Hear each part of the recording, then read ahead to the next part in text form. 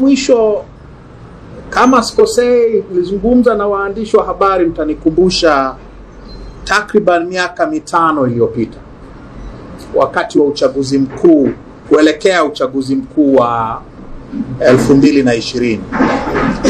Hatujakutana tangu wakati huo, kwa hiyo tumshukuru Mungu ametuweka salama, tumekutana tena. Tumekutana tena katika mwaka wa uchaguzi. Na mwaka wa uchaguzi huwa ni mwaka wenye maneno mengi. Maneno yanayohusu nchi na maneno yanayohusu namna ya kuchagua viongozi watakaoongoza wananchi. Sasa leo mtakuwa mmesikia sisi wa Chadema tukisema bila kuwapo mabadiliko katika mfumo wetu wa uchaguzi hakutakuwa na uchaguzi. No reform, no election. Ndio kauli mbiu yetu. Bila mabadiliko hakuna uchaguzi. Tumezungumza sana tukiwa bara. Leo kwa sababu tumekuja Zanzibar, inabidi tuzungumze bila mabadiliko hakuna uchaguzi kwa muktadha wa Zanzibar, kwa kuangalia mazingira halisi ya Zanzibar, ili tukiulizwa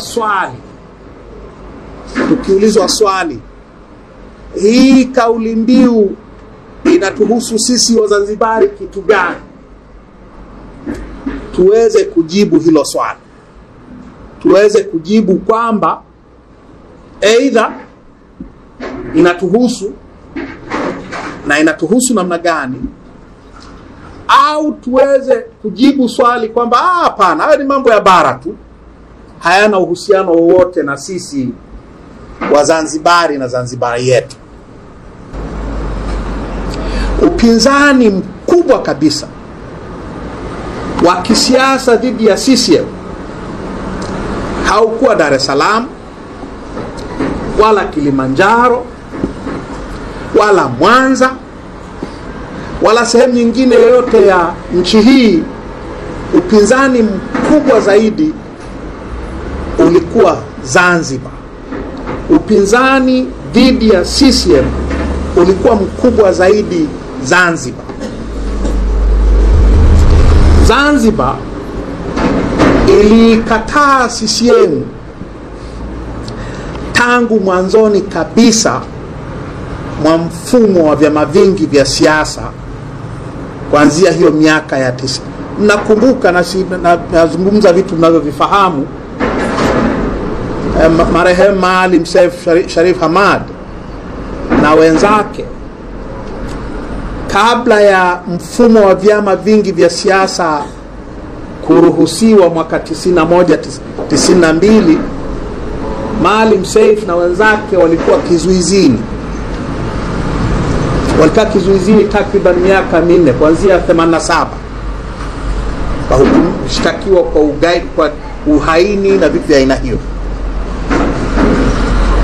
Kwa by the time vyama vinaanzishwa mwaka 91-92, tayari Zanzibar upinzani ulishakuwa dhidi ya CCM, upinzani ulishakuwa mkubwa kabisa. Hii kazi ya kuleta mabadiliko katika nchi hii, tukiachia Chadema peke yake, sisi peke yetu hatutaiweza. Ukweli wa Mungu ndio huo. Tukiachiwa sisi peke yetu hatutaiweza. Nchi hii ni kubwa sana. Maslahi ya Wazanzibari katika hali hii ni kupigania mabadiliko, sio kusema twende tu. Tumesema hivyo kwa miaka na miaka na miaka. Tumesema hivi, huu muungano unahitaji kubadilishwa. Zanzibar iwe na mamlaka yake, Tanganyika iwe na mamlaka yake, tuwe na mamlaka itakayoshughulikia masuala ya muungano tu. Sasa hivi Tanganyika ndio Tanzania. Hii lugha inahitaji kuinani? Ndio unasikia mara ya kwanza. Kaka Faruku. Tumesema miaka 10 na ngapi wakati tunapigania katiba mpya bungeni. Ndio mimi sibadilishi madoa kama nani. Msimamo wangu ni ule ule. Huu muungano sio muungano wa Wazanzibari, sio muungano wa Tanganyika. Muungano wa watawala. Tunataka muungano wa wananchi. Wazanzibari wao na sehemu yao, Watanganyika. Sasa hivi ukiniuliza, Zanzibar ina rais. Zanzibar ina mkuu wa nchi. Zanzibar ina bunge. Zanzibar ina bendera. Samia ni rais wa nani?